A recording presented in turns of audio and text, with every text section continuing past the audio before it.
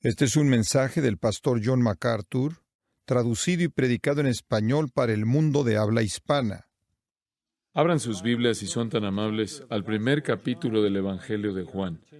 Y continuamos con nuestro maravilloso viaje a lo largo de esta presentación gloriosa de nuestro Señor Jesucristo, quien nos es presentado en este libro en términos metafóricos. Él nos es presentado, conforme Juan abre, como el Verbo, como la vida y como la luz. Cada uno de estos términos es una manera para hablar de su deidad. Él es el Verbo porque Él es la comunicación de Dios. Él es la vida porque Él es la vida eterna misma, quien da vida a todo lo que vive. Y Él es la luz porque Él es el único iluminador verdadero que ilumina toda realidad espiritual. Quiero leer la apertura de este Evangelio una vez más, comenzando desde el versículo 1 hasta el 14 para que lo tengan en su mente. En el principio era el Verbo, y el Verbo era con Dios, y el Verbo era Dios.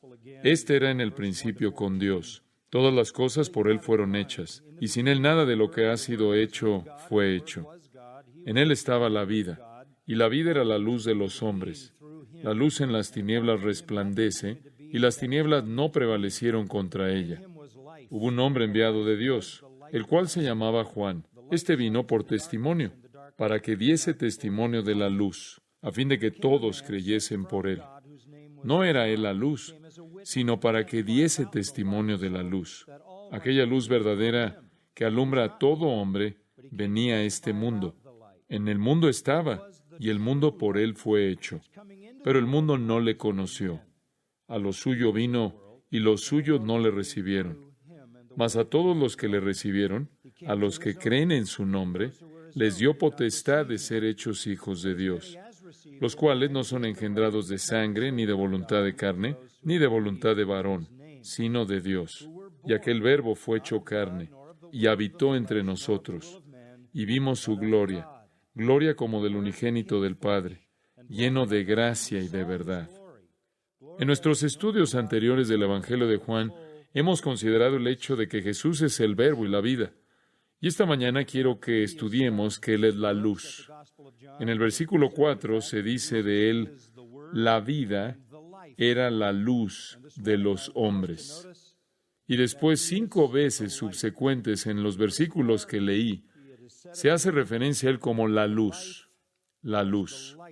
Pasemos por un momento a la esfera de la ciencia, para entender por qué esta idea de la luz está tan apegada al Señor Jesucristo.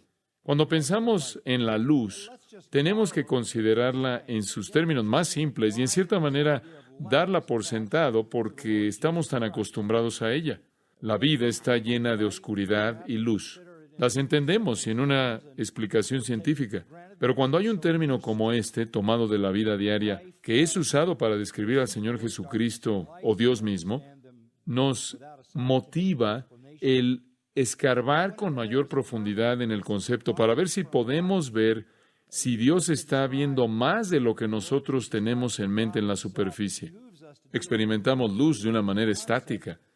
O está oscuro o hay luz, a un grado u otro, o quizás algo hay, quizás como un punto medio. Para nosotros la luz se prende y se apaga. Está presente o está ausente. Y vemos a la luz como algún tipo de situación en una condición estática. Pero francamente, nada podría estar más lejos de la verdad.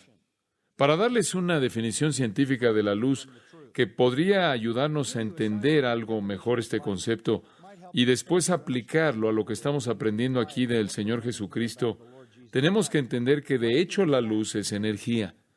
La ciencia define la luz como energía luminosa, como energía radiante, como energía electromagnética, y la luz se mueve a una velocidad de más de 186,282 kilómetros por segundo. Realmente, a una velocidad de 186,282 millas por segundo. No es nada más que estático, no es nada más que fijo. De hecho, se considera que es una ola, una onda, un fenómeno corpuscular o de quantum. Realmente, en gran medida, es indescriptible en términos de su poder y la fuente de ese poder. Y la idea de quantum es un testimonio de la idea de que no puede ser comprendida en cuanto a lo que a su fuente concierne, y esto es, de dónde obtiene su velocidad y su existencia misma.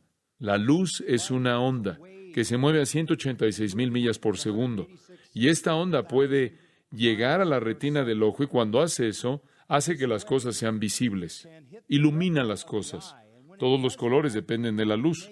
En donde hay luz, vemos, y en donde no hay luz, no vemos.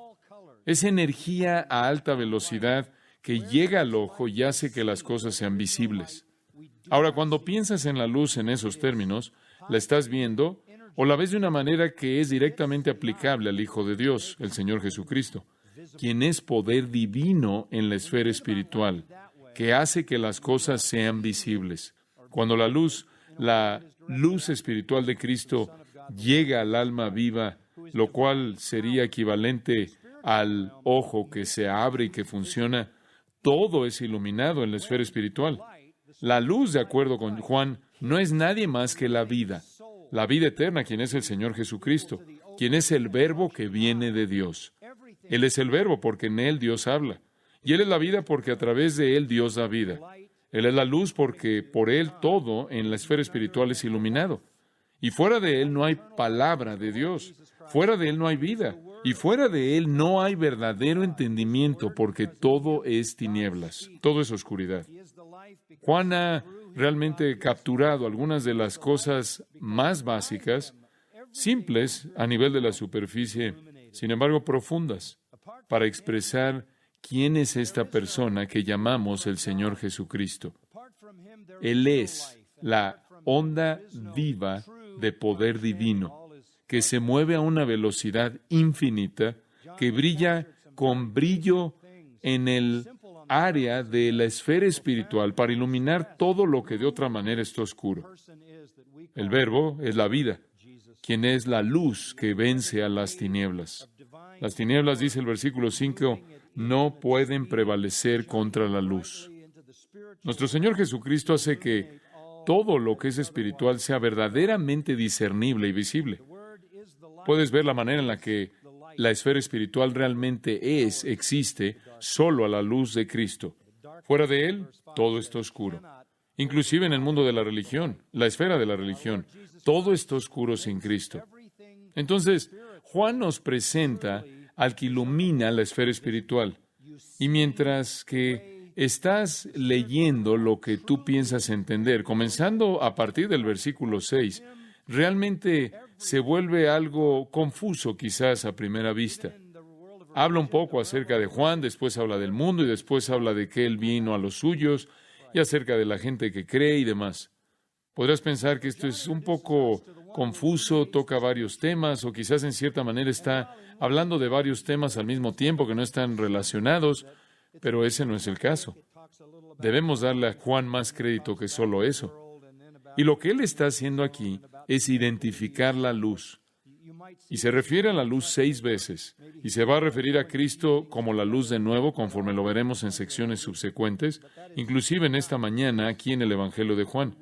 Pero lo que Juan está haciendo en su capítulo de apertura es convertir esa luz, colocarla a la luz de ciertas verdades elementales. Esto es, toma la luz y prácticamente la convierte en verdades espirituales fundamentales que son medulares, que son muy esenciales.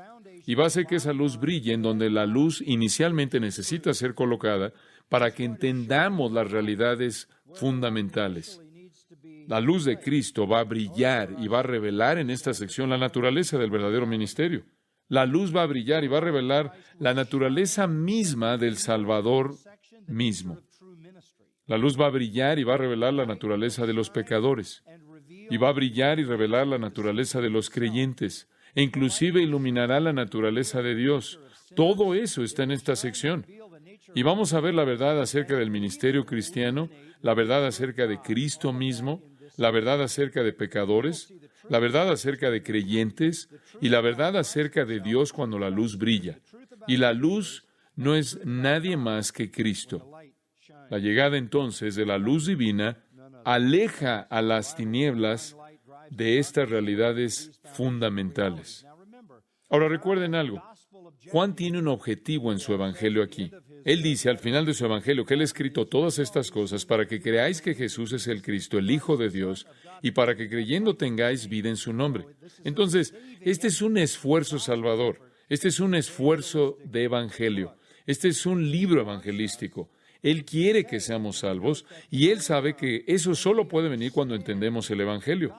Y estos son los cimientos del evangelio que Juan brilla al usar la luz en ese principio mismo. Ahora, comenzamos donde Juan comienza y hablemos en primer lugar acerca de la luz de Cristo iluminando la verdadera naturaleza del ministerio, el ministerio del evangelio. Y este es lo primero en el orden de Juan. Entonces aceptamos eso como habiendo sido inspirado por el Espíritu Santo. Y nos dice aquí en el versículo 6, hubo un hombre enviado de Dios, el cual se llamaba Juan.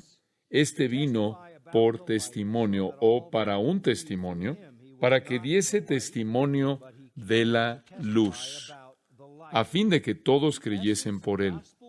No era él la luz, sino para que diese testimonio de la luz. La esencia del ministerio del Evangelio, el cual es la responsabilidad de todo predicador, todo creyente, todos debemos estar dando testimonio de Cristo. La esencia de la naturaleza del ministerio del Evangelio se encuentra aquí establecida desde el principio de este Evangelio. Debido a que el propósito de este Evangelio es evangelístico, esto es crítico para Juan. Es crítico para Juan que entendamos la naturaleza del ministerio cristiano y por qué como creyentes en el mundo, y por qué algunos de nosotros predicamos, y cuál debe ser el tema de nuestra predicación. Pero vamos a retroceder y comenzar en el versículo 6. Estudiaremos los versículos 6 al 13. El cambio aquí es muy abrupto. Observen ahí en el versículo 6. Noten cómo dice Juan, hubo un hombre. Observen eso. Hubo un hombre. Vino un hombre. Hasta aquí hemos estado en los versículos 1 al 5 y hemos estado hablando del que no fue creado, del eterno, el que en el principio ya existía, que era con Dios, distinto de Dios, sin embargo era Dios. Él es el que creó todo lo que existe y nada de lo que existe, Él no lo creó. Él es la vida misma y Él da esa vida y Él es luz.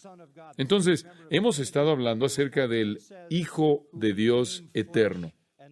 El segundo miembro de la Trinidad, versículo 14 dice, quien se hizo carne y vivió entre nosotros y vimos su gloria, gloria como del unigénito del Padre, lleno de gracia y de verdad. Entonces, hemos estado hablando acerca de Dios, quien se volvió un hombre. Ahora, aquí en el versículo 6 hay un cambio en el tema. Hubo un hombre. Hubo un hombre. Pasamos del no creado, del creador, del eterno, preexistente, coexistente con Dios, autoexistente, en quien está la vida, a un mero humano, a un simple humano. Ahora, Juan nos va a dar muchas cosas en su Evangelio que dan testimonio acerca de Cristo. Él nos va a apuntar, por ejemplo, al testimonio del Padre. Él nos va a apuntar al testimonio de las palabras de Jesús, las obras de Jesús. Él nos va a apuntar al testimonio del Espíritu Santo, el testimonio de testigos oculares de sus milagros, al testimonio de sus discípulos. Juan nos va a dar por lo menos 7 líneas diferentes de evidencia para mostrar que el versículo 14 es verdad, que el Verbo de Dios eterno, no creado, se hizo carne. Pero Él comienza para apuntarnos en la dirección o hacia la dirección de este testimonio que viene de un hombre llamado Juan. Otro hombre llamado Juan. Juan significa regalo de Dios. Y Juan el apóstol es el escritor, pero aquí él se está refiriendo a un Juan diferente. Y nos dice aquí en el versículo 6, hubo un hombre enviado de Dios, el cual se llamaba Juan. Él no está hablando de sí mismo. Él está hablando de Juan el Bautista, como lo conocemos, debido a su ministerio de bautizar a gente en el río Jordán que había venido a él para oír al Mesías que venía. Y ellos necesitaban arrepentirse. Ellos venían a oír que el Mesías estaba por venir y necesitaban arrepentirse y enderezar sus corazones y simbolizar su deseo de ser limpiados y lavados del pecado. Y por ello Juan los bautiza, lo cual realmente era lo que le hacían a los gentiles que estaban afuera del pacto cuando querían convertirse en parte del grupo de adoradores verdaderos del Dios verdadero y volverse parte de la religión de Israel. Entonces, una cantidad enorme de gente vino a Juan, que venía de Jerusalén y Judea para prepararse para el Mesías, por lo menos a nivel superficial. Y él los estaba bautizando, y entonces él llegó a ser conocido como Juan el Bautista. Él es el último profeta del Antiguo Testamento. No ha habido uno durante 400 años hasta que él llega. Y puedes leer acerca de él en los primeros capítulos de Mateo, los primeros capítulos de Marcos y los primeros capítulos de Lucas, los detalles de su historia. Él es el último de los profetas del Antiguo Testamento. Él es el hombre más grande que jamás vivió hasta este entonces. Jesús dijo eso en Mateo 11:11. ¿Pero por qué? ¿Porque era más intelectual? No. ¿Más espiritual? No. ¿Más influyente? No. Él es el hombre más grande que jamás había vivido hasta este entonces, porque ningún hombre había tenido una responsabilidad más grande o había tenido un deber de mayor privilegio. ¿Por qué? Porque él presentó a la gente al Mesías. Eso lo hacía más grande en términos de responsabilidad y privilegio que cualquier otra persona que jamás había vivido. Él fue valiente, directo, sin embargo fue humilde. Él estaba determinado y él fue tan fiel a la predicación de la verdad que le costó su cabeza, como Mateo 14 nos dice, la historia de cuando él fue decapitado. Pero aquí se nos presenta a Juan, no en un sentido de toda su biografía, lo cual encontramos en Mateo, Marcos y Lucas, pero aquí se nos presenta a Juan solo en el sentido de que se nos da un vistazo en su ministerio. Y su ministerio es definido en el versículo 7 en términos muy simples. Este vino por testimonio, para que diese testimonio de la luz, a fin de que todos creyesen por él. En ese versículo, el versículo 7, tienes el modelo para el ministerio del Evangelio. Un modelo para el ministerio del Evangelio. Juan lo presenta desde el principio. Este es su propósito, encaja con su propósito, y su propósito es hacer que la gente crea que Jesús es el Cristo, el Hijo de Dios, y para que creyendo tenga vida en su nombre. Y entonces ese se convierte en la misión de todo verdadero creyente y todo verdadero predicador. Y aquí Juan presenta el cimiento para ese tipo de ministerio. Observen el versículo 6 por un momento. Se nos indica que vino un hombre enviado de Dios, el cual se llamaba Juan. No les puedo decir cuántas veces se ha usado ese versículo para que me presentaran ante una congregación. La gente, obvio, lo ha usado de una manera amable para referirse a mí. Pero Juan, alguien podría dudar si yo de hecho vine de Dios, en algún tipo de acto divino directo, pero no podías dudarlo con Juan, porque Juan, en primer lugar, fue un objeto de profecía. Se profetizó que él vendría en el Antiguo Testamento. En el capítulo 40 de Isaías, él sería la voz que clamaba en el desierto, preparad el camino del Señor, enderezad el camino. Él es de quien se habla al final de Malaquías, quien vendría antes de la llegada del Señor. Entonces, él viene del Señor en un sentido muy directo, así como se había profetizado de él, de una manera muy clara. Él es el que se profetizaba que sería enviado por el Señor. En segundo lugar, sus padres eran estériles. Por lo menos estaban en sus años 80. Nunca habían sido capaces de tener hijos. Él es concebido de manera milagrosa, lo cual añade otro componente al hecho de que él definitivamente fue enviado por el Señor. Su concepción es una concepción milagrosa. Y para añadir otro componente al hecho de que él es enviado de Dios, se nos recuerda en Lucas 1 que su llegada fue anunciada a su padre por un ángel que vino del cielo. Y les puedo prometer en mi propio caso, como ejemplo, que no hay profecías de que yo seré un predicador, no hay milagros que hicieron que mi madre concibiera, y no hay ángeles que se aparecieron en la casa de mis papás. Entonces, este es un hombre enviado por Dios de una manera totalmente diferente. Inclusive el momento en el que nació y vivió. En Lucas 1:80 dice que había un día para su aparición pública y Dios había ordenado ese mismo día. Él es el verdadero profeta. Y de hecho, en Mateo 14 y Mateo 21, leemos que todo mundo pensaba que era un profeta. Todo mundo creía que él era un profeta debido a la naturaleza de su ministerio y la naturaleza de su predicación. Entonces, este profeta valiente, poderoso, humilde, llega. Pero Él es un hombre. Y aquí es donde encontramos el contraste. El Señor Jesús existió desde toda la eternidad, pero Juan existió en un punto en el tiempo. El Señor Jesús es el Creador eterno. Juan es su creación. El Señor Jesús es Dios, pero Juan es enviado por Dios. El Señor Jesús es la luz, pero Juan testifica acerca de la luz. Y Él viene, versículo 7, como testimonio, o para dar testimonio, para que diese testimonio. Él vino como un testigo, y hace que la palabra testigo parezca como que se está refiriendo al hombre cuando dice vino por testimonio. Pero no es así. Él vino por testimonio, para que diese testimonio, y esto es lo que expresa el griego, porque en el griego no es una persona, sino el mensaje, marturia, el mensaje. Él vino para un mensaje. Él vino para un mensaje, para testificar. Ambos términos vienen de la misma raíz. Uno es la forma del nombre. Él vino para un mensaje, para dar un mensaje. Él vino para dar un testimonio. Él vino para un testimonio, para dar un testimonio. Y la otra, martureo, es el verbo. Ambos términos se encajan.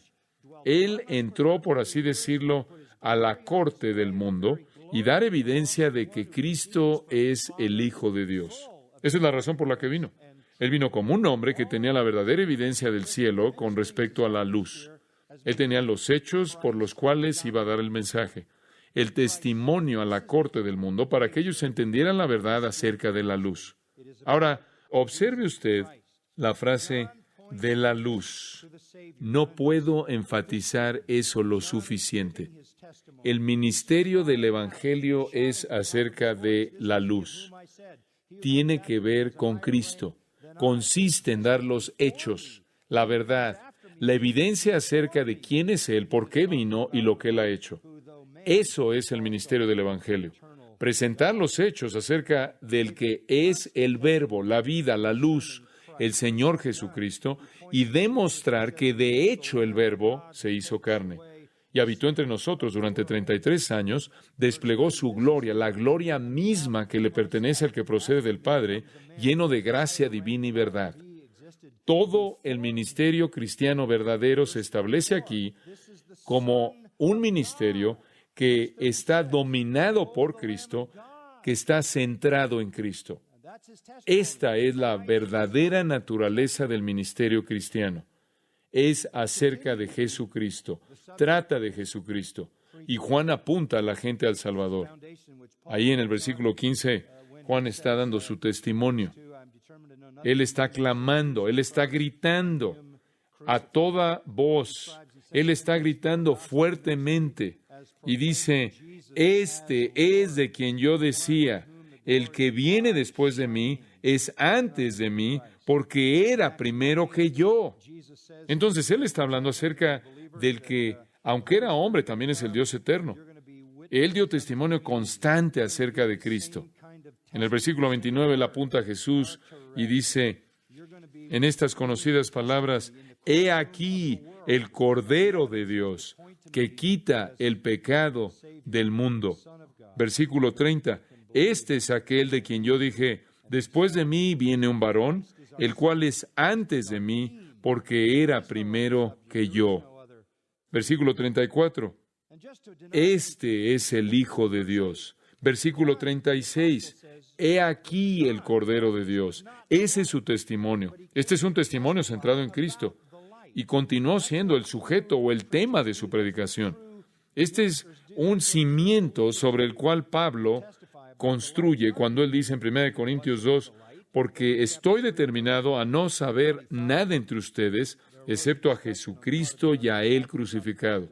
Y Pablo lo describe en 2 Corintios 4, diciendo que el ministerio del Evangelio es proclamar a Jesús como Señor, aquel en quien la gloria de Dios está brillando, nadie más que Cristo.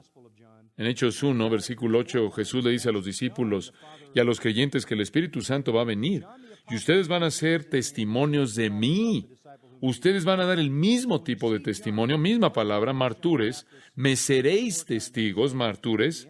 Van a estar dando testimonio en la corte del mundo de las evidencias que apuntan a mí, el Salvador. el Hijo de Dios, para que la gente pueda creer en mi nombre y ser salvos. Cristo es nuestro tema. Cristo es el enfoque de nuestra predicación. No hay otro tema, no hay otro sujeto, no hay nada más de qué hablar. Y simplemente para negar cualquier confusión, en el versículo 8, el apóstol dice que Juan el Bautista no era la luz, sino que él vino a dar testimonio de la luz. Eso es lo que los verdaderos predicadores hacen. Eso es lo que los verdaderos ministros hacen. Eso es lo que los verdaderos creyentes hacen. Testificamos acerca de la luz. Juan sabía que él no era la luz. Allí en el capítulo 3, versículo 25, entonces hubo discusión entre los discípulos de Juan el Bautista. Por cierto, cuando ves en el libro de Juan la palabra Juan, el nombre Juan, la mayoría de las veces es Juan el Bautista. Solo hay otro Juan en el Evangelio entero de Juan, y ese aparece 4 veces, y ese es Juan, el padre de Pedro. Juan el apóstol nunca usa su nombre.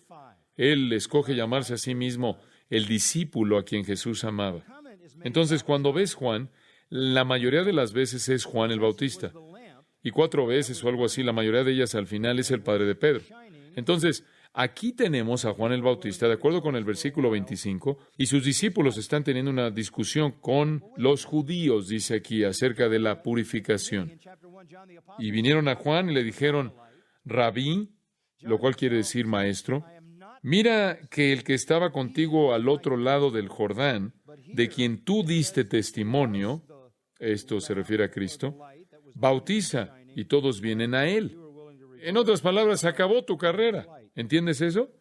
Ya no vienen a ti, vienen a aquel de quien tú estabas testificando.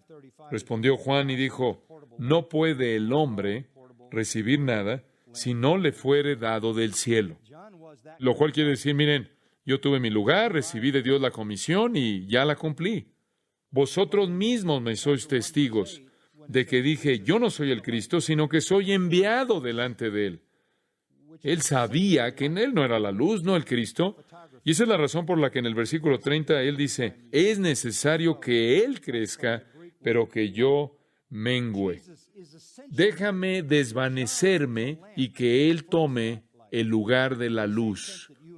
Entonces, el versículo 8 dice que Juan no era la luz. Juan no era la luz.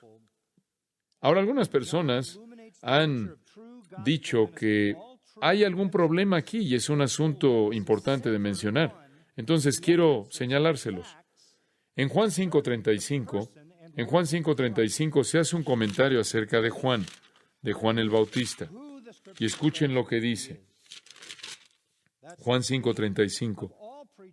Él era la antorcha, o él era antorcha que ardía y alumbraba. Y vosotros quisisteis regocijaros por un tiempo en su luz. Bueno, espera un momento. Juan al principio, en el capítulo 1, Juan el apóstol dice que Juan el Bautista no era la luz. Y Juan mismo dice que yo no soy el Cristo, Él es, y yo he dado testimonio de eso. Pero aquí Él dice que Él era antorcha, o la luz, que ardía y alumbraba, y vosotros quisisteis regocijaros por un tiempo en su luz. ¿Cuál es el problema aquí? La palabra antorcha aquí en 5:35 es luknos. Significa una lámpara portátil, una pequeña lámpara portátil de aceite con una pequeña mecha. Y Juan era ese tipo de luz. Él era una luz derivada. Pero en el capítulo 1, versículo 8, cuando dice que Jesús es la luz del mundo, phos, lo cual esencialmente es luz, de lo cual obtienes fotografía, fotosíntesis. Cada vez que ves el pho, eso viene de la palabra griega luz. Y lo que vemos aquí es que Jesús es la luz esencial.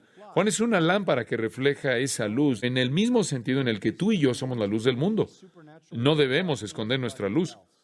Entonces, desde el comienzo de este maravilloso evangelio, Juan ilumina la naturaleza del verdadero ministerio del evangelio. Todos los verdaderos ministros, los verdaderos testigos, se centran en las evidencias y en los hechos acerca de la persona y obra de Cristo para presentar la verdad de que Él es quien las Escrituras dicen que es. Ese es el tema de toda la predicación que desempeña todo ministro obediente, leal, fiel cristiano, todo testigo cristiano. Los ministros no son sacerdotes, no somos sacerdotes, no somos mediadores, no somos agentes sagrados que de alguna manera, a través de ceremonias y rituales de algún tipo, presentan y extraen y originan, dan a luz vida divina y gracia y le entregan a alguien más. No hacemos eso. Ese es un engaño. No traemos gracia divina a través de algún tipo de medio sacramental a la gente. No somos asesores espirituales. No somos entrenadores.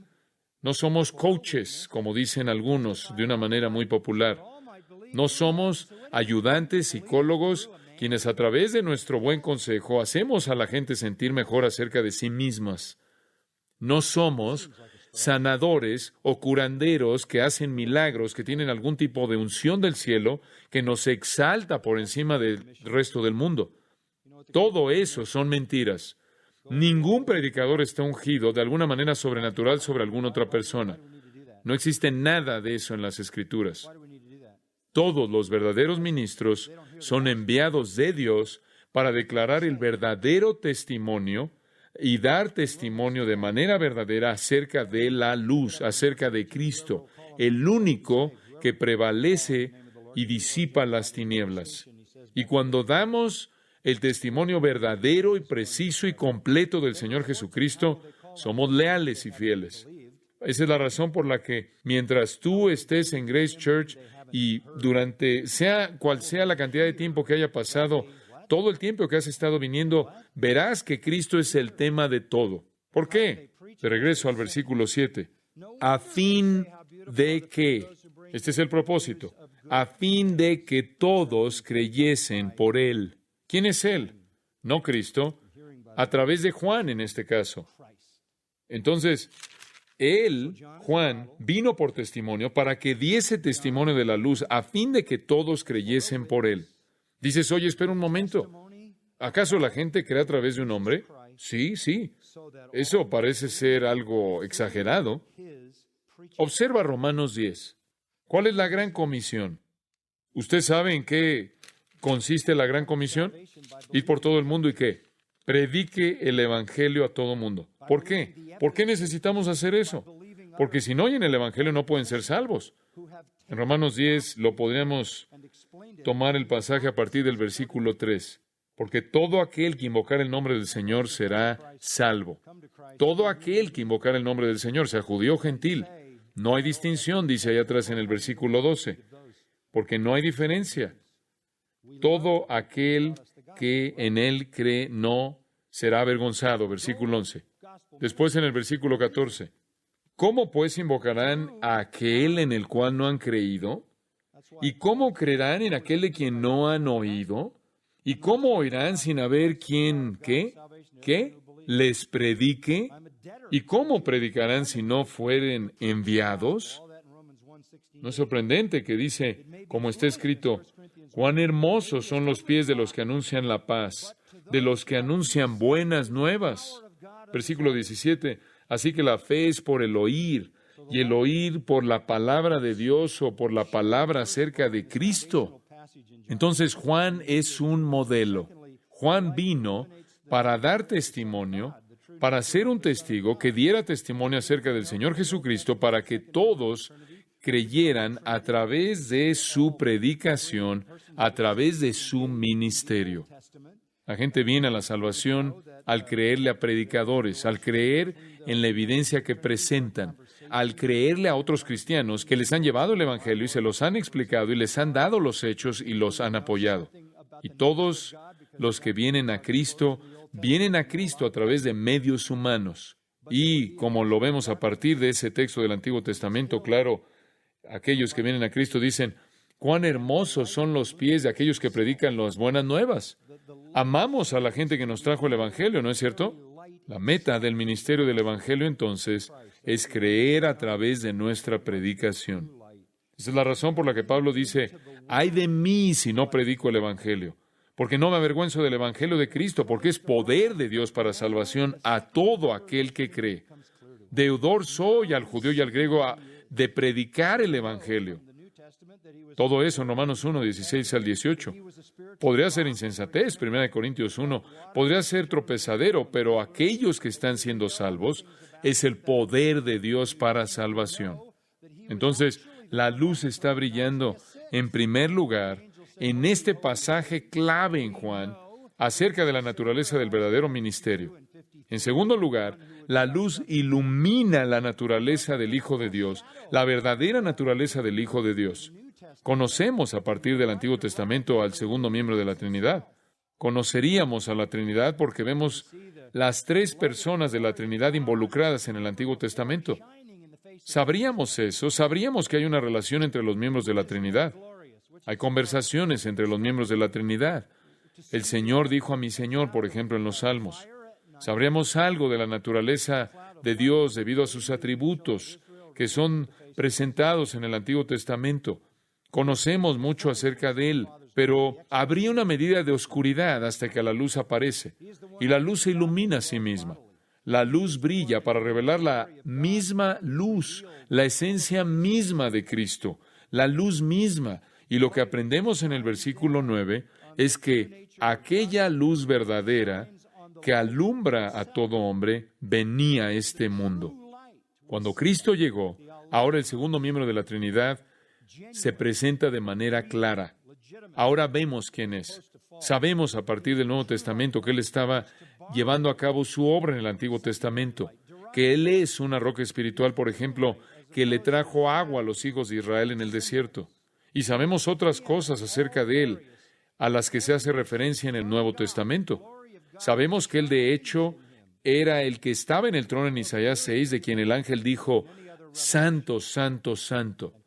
Sabemos que Él es el Salvador de Isaías 52 y 53, el que sería nuestro sustituto. Pero todavía hay algo de oscuridad hasta que llegamos al Nuevo Testamento y la luz, conforme llega, se ilumina a sí misma. Y vemos la luz de la gloria de Dios como nunca antes brillando en la faz de Jesucristo, lo cual es más glorioso y obviamente, ¿qué es más instructivo? ¿Qué nos da más instrucción? ¿Ver una columna de fuego en la noche? ¿Una columna de luz, de nube en el día, guiando a los hijos de Israel? ¿O ver el rostro de Jesucristo? Él es el resplandor de la gloria del Padre, la imagen misma de su persona, Hebreos 1.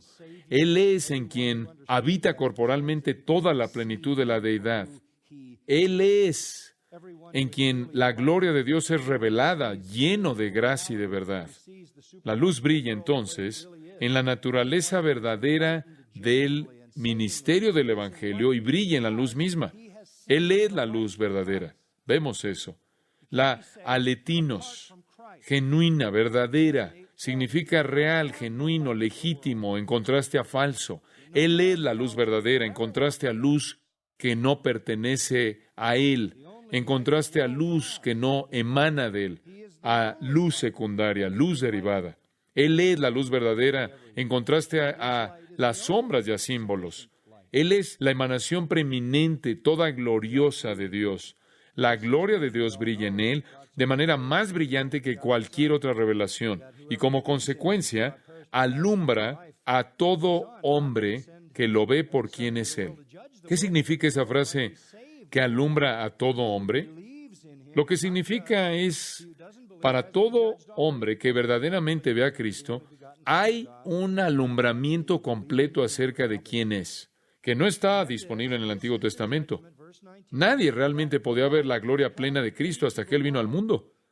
Él alumbra a todo hombre. Él es la única luz para todo hombre.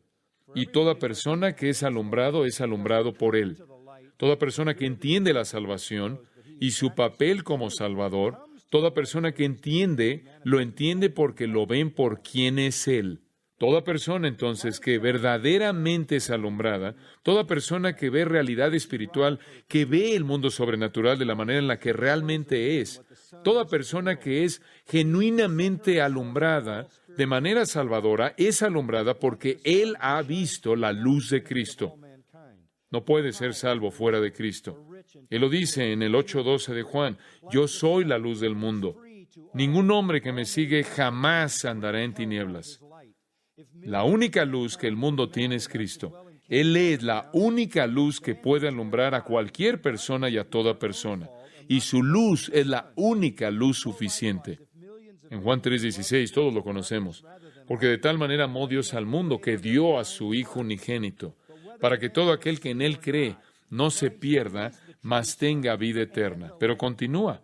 Y Dios no envió al Hijo al mundo para juzgar al mundo, sino para que el mundo fuera salvo a través de Él. El que cree en Él no es juzgado, pero el que no cree ya ha sido juzgado porque no ha creído en el nombre del unigénito Hijo de Dios. De nuevo, el tema de Juan de creer en Él para salvación. Y después encontramos esto en Juan 3, versículo 19.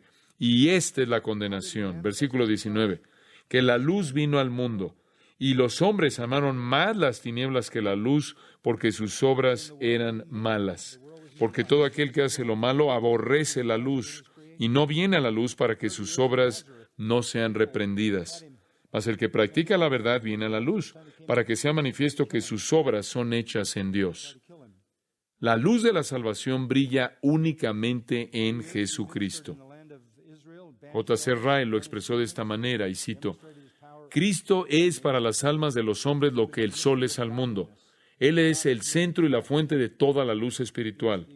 Como el sol, Él brilla para el beneficio común de toda la humanidad, para los altos y los bajos, para los ricos y para los pobres, para el judío y para el griego.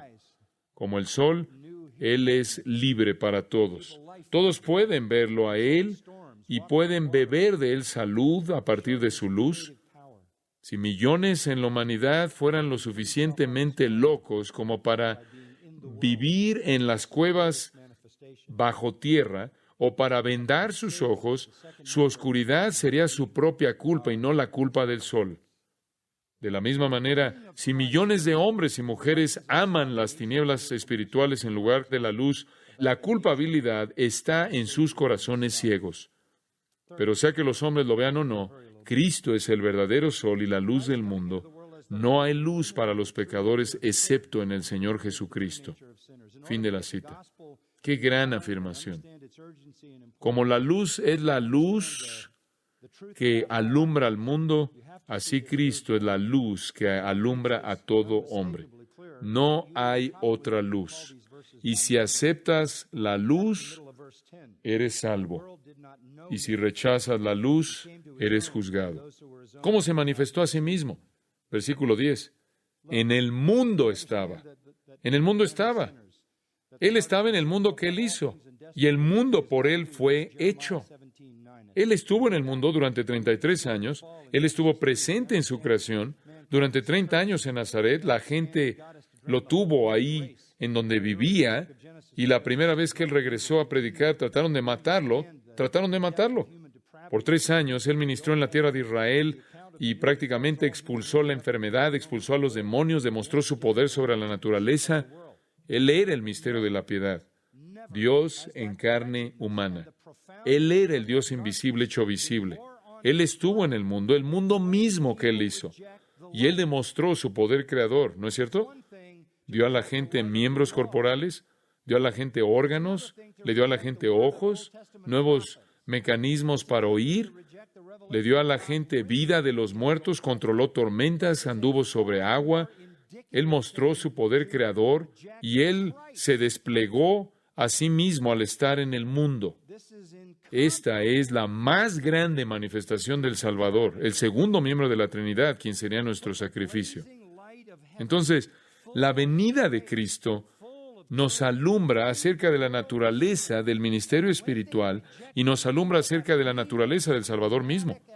En tercer lugar, la venida de Cristo al mundo como la luz iluminó la verdadera naturaleza de pecadores. Para que el Evangelio esté en tu mente y entiendas su urgencia, importancia y entiendas la verdad de cómo opera, necesitas ver este tercer punto. Y Juan presenta esto de una manera clarísima y probablemente recordará usted estos versículos de memoria. De regreso ahí a la mitad del versículo 10. Y el mundo no le conoció. A lo suyo vino y los suyos no le recibieron. Mire, entendemos que los hombres son pecadores. que engañoso es el corazón más que todas las cosas y perverso. Eso no es nuevo, eso es Jeremías 17:9, allá atrás.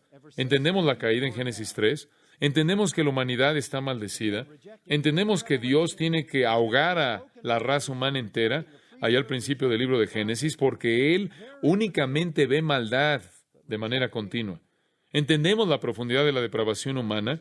Es la historia del Antiguo Testamento y el relato del Nuevo, como también toda la historia humana hasta el momento mismo en el que vivimos. Entendemos lo miserable que es la condición del pecado de este mundo, pero nunca esa condición de podredumbre espiritual y la naturaleza profunda de esa oscuridad ha sido más evidenciada que cuando la gente rechaza la luz. Una cosa es rechazar la luz de la ley, y otra cosa es rechazar la revelación de Dios escrita en el Antiguo Testamento. Pero es algo mucho peor rechazar a Cristo. Esto es un testimonio sin paralelos de la depravación del hombre. Presenta la luz refulgente del cielo, llena de gracia, llena de verdad en el mundo de pecadores, y cuando lo rechazan, tiene la evidencia más dramática de la profundidad de su depravación. Una cosa es rechazar un hombre, a un profeta, y otra cosa es rechazar un papiro, un rollo, un manuscrito que alguien escribió. Pero es algo bastante descarado rechazar al Dios viviente en carne humana. Nunca la depravación del hombre ha sido revelada de una manera tan clara como cuando la luz vino al mundo y expuso, prácticamente mostró todo lo que estaba escondido en las tinieblas del alma humana.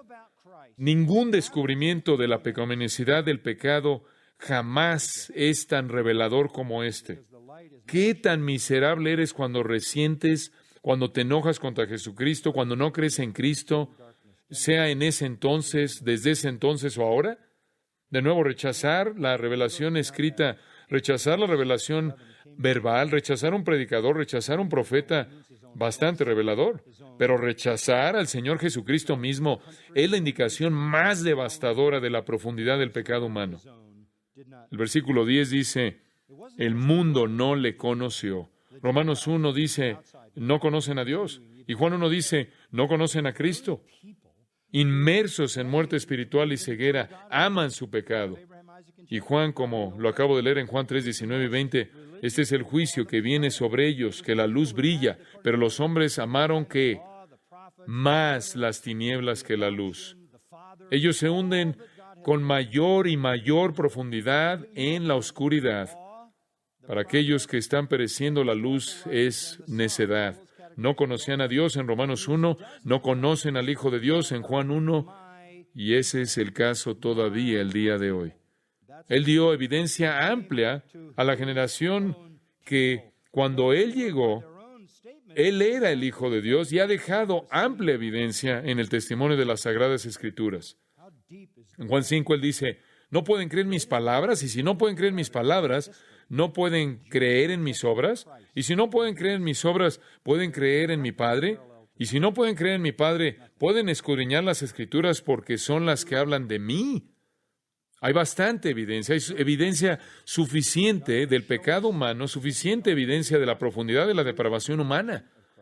Pero nunca se ve de una manera tan nítida como cuando la gente sabe acerca de Cristo, tiene la verdad en sus manos y lo rechazan porque la luz nunca brilla con un resplandor tan glorioso y la gente se hunde con mayor profundidad en la oscuridad penetrante, demostrando así la pecaminosidad de su pecado. Y va más allá de eso. En el versículo 11, a lo suyo vino. ¿A qué te refieres con lo suyo? Se refiere a su propio lugar, su propio pueblo, su propio país, su propia nación. Y los suyos no le recibieron. No es nada más el mundo que no lo conocía, el mundo gentil, el mundo de afuera. De hecho, continúa el día de hoy. Fue la gente misma que decía creer en el Dios verdadero de Israel, el Dios de Abraham, Isaac y Jacob, el Dios del Antiguo Testamento. Fue la gente más religiosa del planeta. Fue la gente que tenía, de acuerdo con Romanos 9, la ley, los profetas, los pactos, la adopción, los padres. todo lo que Dios había derramado en el pueblo de Israel. Encuentras en la ley, los profetas, los escritos históricos y los salmos, todas esas categorías en el Antiguo Testamento que se usó docenas de veces esta frase por parte de Dios: mi pueblo, mi pueblo. A eso se refiere aquí. Él vino a su propio pueblo, y aquellos que eran por su propia afirmación su propio pueblo no lo recibieron. ¿Qué tan profunda es la depravación? La ilustración más grande de depravación humana en la historia es el rechazo judío de Cristo cuando Él estuvo aquí. No hay nada paralelo a eso, nada. A lo suyo vino, y los suyos no lo recibieron. Juan nos va a mostrar la historia a lo largo de este Evangelio del rechazo judío en contra de Cristo. Eso es lo que Juan va a mostrar. Va a mostrar la historia a lo largo de este Evangelio del rechazo judío de Cristo. Hay una cuarta iluminación.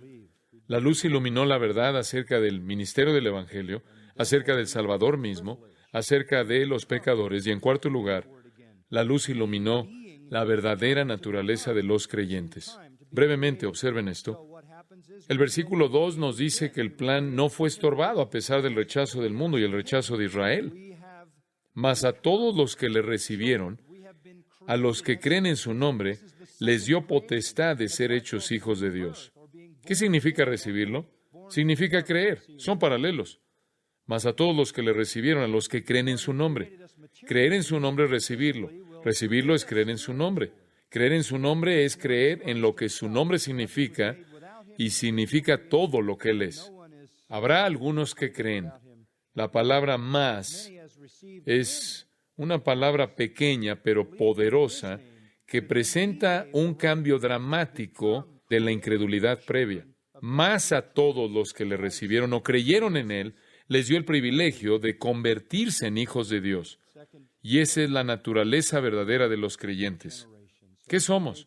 ¿Acaso solo somos gente religiosa? ¿Acaso solo somos gente que sigue credos? ¿Acaso solo somos gente que está involucrada en ceremonias religiosas? ¿Acaso solo somos gente que tiene cierto código moral, que le gusta desfilar y que le gusta decir que vive de acuerdo a ese código moral? No. La verdadera naturaleza de los creyentes es que somos hijos de Dios. Y no encuentras esa realidad claramente indicada en el Antiguo Testamento, porque la gente en el Antiguo Testamento solo llamaba a Dios Padre en un sentido creador, no en un sentido íntimo, personal. Nosotros clamamos Abba, Padre. Le hablamos a Dios como nuestro Padre personal, porque somos sus hijos eternos. Debido a que recibimos a Cristo y creímos en Él, creímos en las tres palabras en latín: sentido, notitia, conocimos la verdad; ascensus, ascendimos a la verdad; fiducia, confiamos en la verdad y colocamos nuestro destino en las manos de aquel en quien creemos. Creemos en su nombre y por lo tanto tenemos el privilegio de volvernos o de ser hechos. Ahí está esa palabra creadora de nuevo, de ser hechos. Ser hechos es eterno, de volverse en el tiempo, ser creados. Entonces lo que sucede es esto: seremos creados de nuevo. Fuimos creados físicamente y como creyentes en Él, nos hemos vuelto hijos, hemos sido creados como hijos espirituales. Esta es la segunda creación. Esta es la razón por la que es llamada el nuevo nacimiento, o ser nacido de nuevo, o nacer de arriba, como lo veremos en Juan 3. El que nos creó materialmente, físicamente, nos creará espiritualmente. Y este es Cristo mismo. Nada fue hecho sin Él en la creación física, y nadie es recreado espiritualmente tampoco sin Él. Mas a todos los que le recibieron a Cristo, creyeron en su nombre, a ellos les dio potestad de ser hechos, de ser creados hijos de Dios. Él nos crea. Cristo nos vuelve a crear, segundo nacimiento, nuevo nacimiento, regeneración. Entonces, la verdadera naturaleza de un creyente no es un seguidor de alguien en el sentido de un alumno, no una persona que es guiado por un código moral o un sistema ético, sino que la naturaleza verdadera de un creyente es que Él es una nueva criatura, un hijo de Dios verdaderamente nacido de nuevo. Es verdadero en el sentido eterno.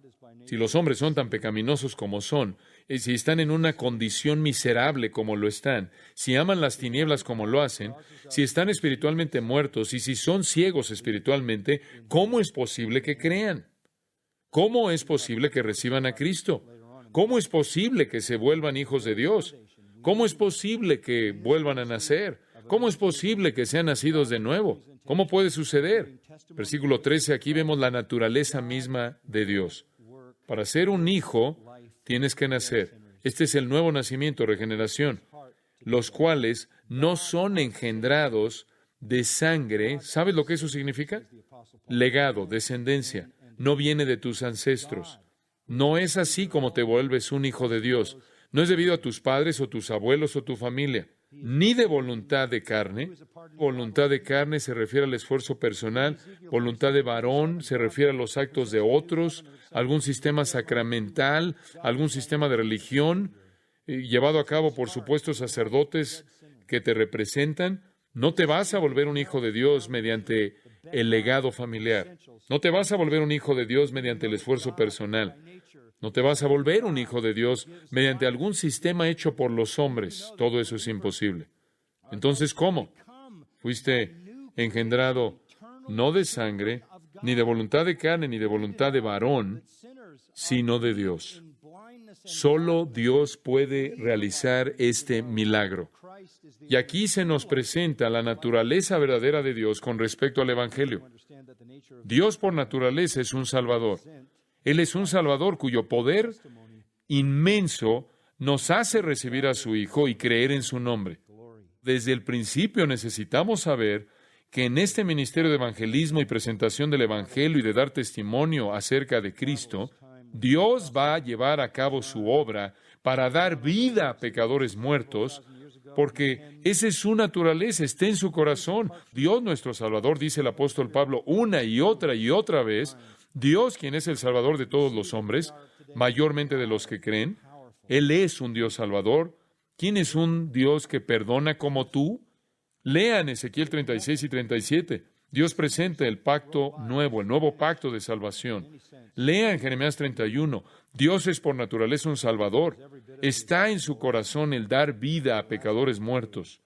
Esto es lo que necesitamos saber como el cimiento, los elementos esenciales para los cristianos. Necesitamos saber que Dios por naturaleza es un Dios salvador que da vida a pecadores muertos, y necesitamos saber que los creyentes son aquellos que se vuelven una nueva criatura, hijos eternos de Dios, y necesitamos saber que los pecadores están en una ceguera y oscuridad profunda y huyen de la luz, y necesitamos saber que Cristo es la única luz verdadera que alumbra a todo hombre, y necesitamos entender que la naturaleza del ministerio entonces consiste en presentar a Cristo y dar testimonio de Él y ver lo que Dios hará para su propia gloria.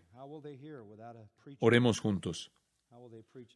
Padre, ha sido un tiempo maravilloso, maravilloso con el apóstol Pablo conforme hemos estudiado las palabras que una vez, hace varios miles de años atrás, él escribió en un pedazo de pergamino conforme el Espíritu Santo las derramaba a través de su mente.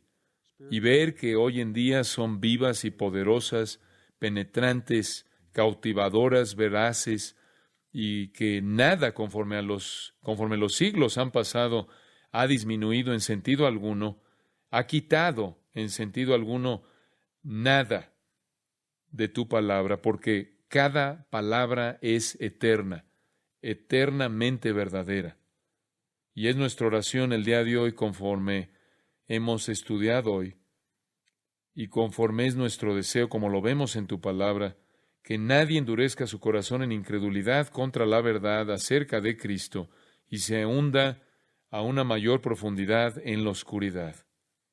Pero, ¿podrías tú en tu bondad como un Dios salvador dar nueva vida? Porque la gente solo puede nacer cuando son nacidas de Dios, solo pueden ser regeneradas cuando tú las regeneras. Sabemos que el nuevo nacimiento es tu obra divina, y Padre, pedimos que tú lo hagas por el bien de los pecadores, que causes que ellos reciban y crean la verdad acerca del Señor Jesucristo y nos uses para esparcir esa verdad como evangelistas fieles, para que otros oigan y crean.